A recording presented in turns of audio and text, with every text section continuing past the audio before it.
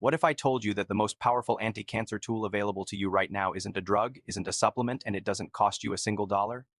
What if I told you that your body already has a built-in mechanism, a biological switch that, when activated, causes your cells to actively hunt down and destroy precancerous cells, and that the only thing standing between you and that protection is the timing of your last meal?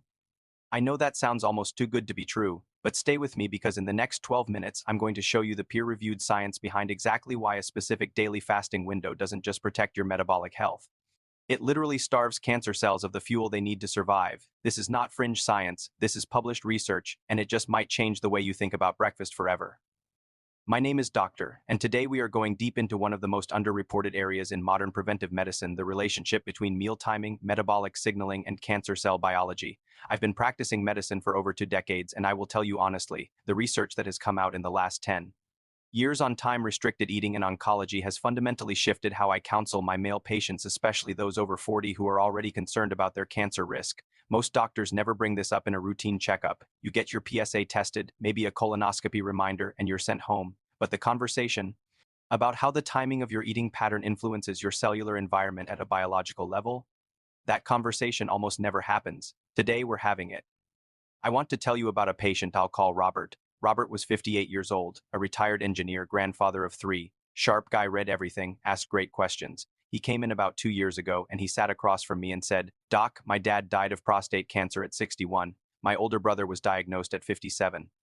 I'm sitting here at 58 and I feel like I'm waiting for a timer to go off." His PSA levels were elevated, not alarmingly so, but trending in the wrong direction. We'd been watching them closely, and Robert looked at me and asked the question I hear more than almost any other in my practice. "Doc, outside of the medical stuff, what can I actually do?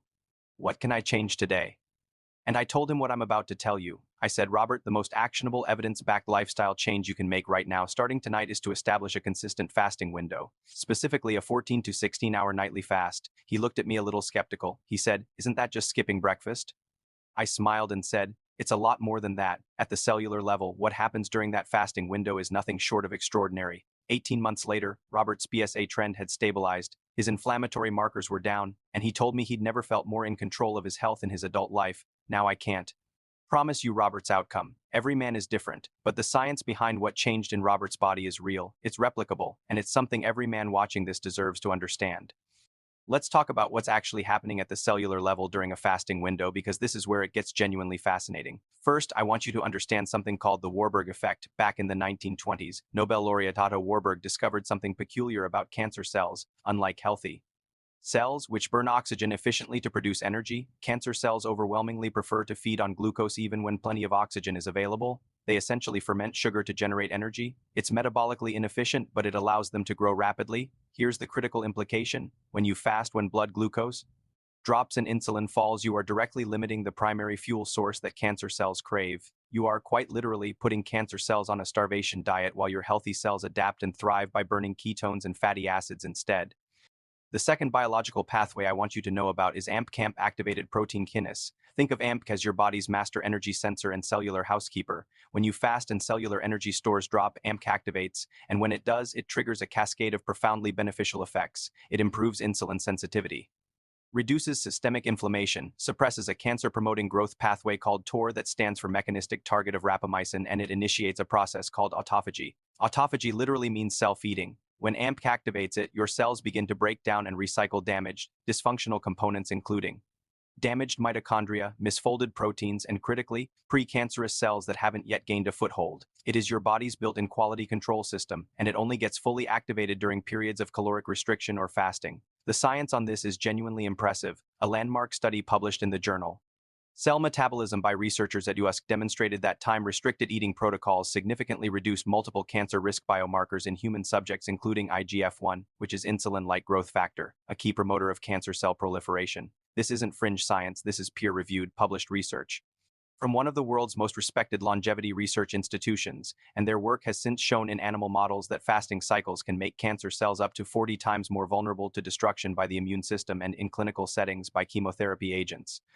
There's also the role of circadian biology. Your body runs on a 24-hour biological clock governed by circadian rhythm genes clock, BMAL1 per 1. These genes don't just regulate sleep, they regulate DNA repair, immune surveillance, and metabolic function. Research published in Science Translational Medicine found that disrupting This circadian rhythm by eating late at night or eating randomly throughout the day suppressed immune surveillance, impaired DNA repair efficiency, and created an internal environment more permissive to cellular mutations. Eating in alignment with your circadian clock isn't just good for your waistline, it's one of the most powerful things you can do to maintain a hostile environment for cancer cell development.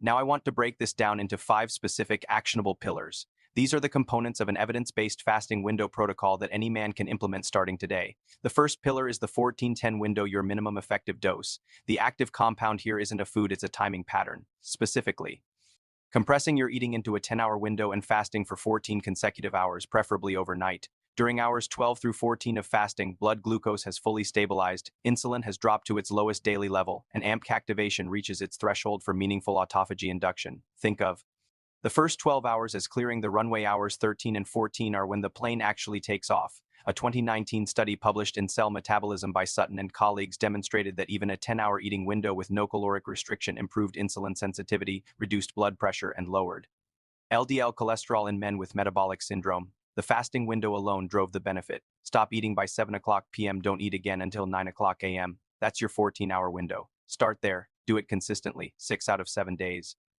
The second pillar is black coffee, the autophagy amplifier. The active compounds are chlorogenic acids and caffeine. Here's the part most people don't know: black coffee, consumed during your fasting window, does not break your fast from a metabolic signaling perspective, and it may actually amplify autophagy, research published in Nature Communications found that coffee consumption, caffeinated and decaffeinated, triggered autophagy in multiple tissues within 1 to 4 hours of ingestion. Chlorogenic acids in coffee appear to activate AMP independently of caloric status.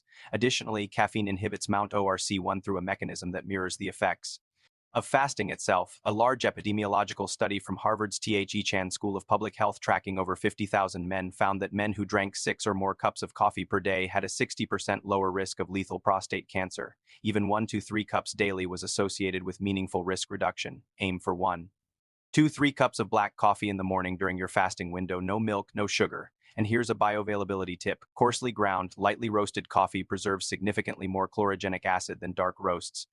The third pillar is the breaking fast meal: protein forward and fiber first. The active compounds are leucine from protein, resistant starch, and polyphenols. How you break your fast matters enormously. Breaking a 14-hour fast with a high glycemic meal, cereal, white toast, juice triggers a massive insulin spike that partially counteracts the metabolic benefits you just turned. Leading with fiber slows glucose absorption and blunts the insulin response. Protein activates store in a controlled, muscle-preserving way essential for men over 50, while polyphenols from berries or dark leafy greens continue feeding the NRF2 pathway, which governs your body's antioxidant and anti-inflammatory defense systems. Research from the Salk Institute published in Cell Metabolism confirmed that the composition of the meal used to break a fast significantly modulates the degree of post-fast metabolic benefit.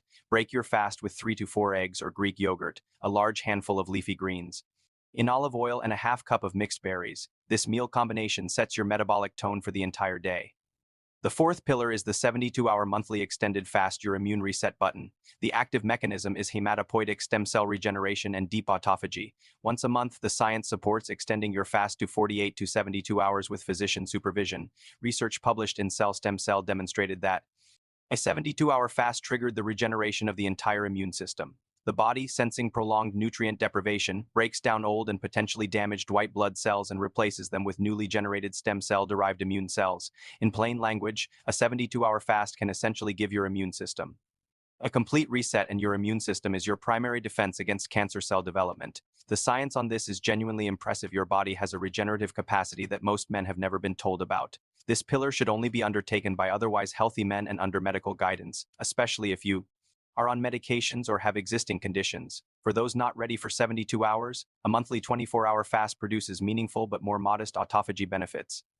The fifth pillar is the evening behavioral protocol, closing the window the right way. The active compounds are L-theanine and egg catechins from green tea. What you do in the 2 hours before closing your eating window determines how smoothly your body transitions into the fasting and repair phase, late night snacking especially.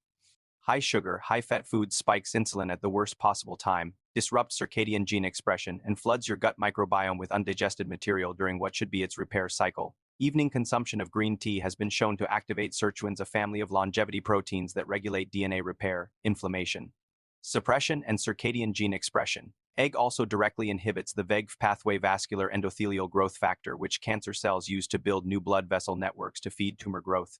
A meta-analysis published in Molecular Nutrition and Food Research found that regular green tea consumption was associated with a 22% reduction in prostate cancer risk in men. Aim for 1 to 2 cups of green tea with lemon, at least 90 minutes before your eating window closes. And here's the part most people don't know: adding a small squeeze of lemon juice increases egg absorption by up to 13-fold, according to research from Purdue University.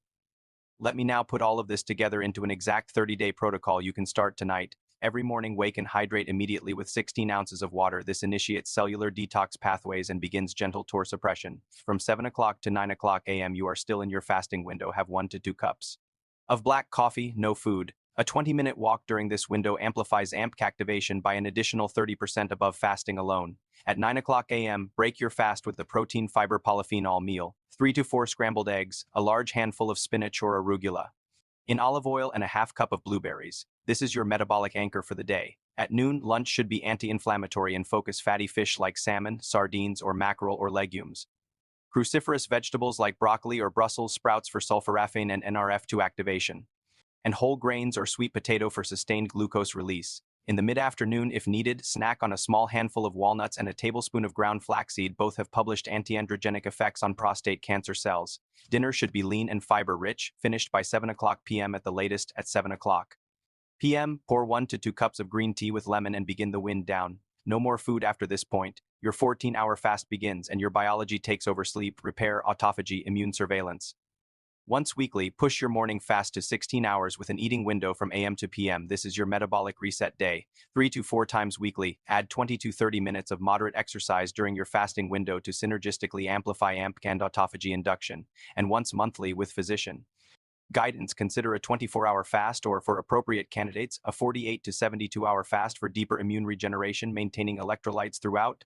Most doctors never bring this up in a routine checkup, but this protocol, followed consistently for 30 days, has the potential to meaningfully shift your metabolic and inflammatory profile in a direction that is deeply hostile to cancer cell development. Here's the one action step I want you to take today, just one. Tonight, set a phone alarm for 7 o'clock p.m. When it goes off, that's your signal: finish eating. Pour yourself a cup of green tea and let your 14-hour fast begin. That's it. One alarm, one decision. Do that consistently for the next week and see how you feel.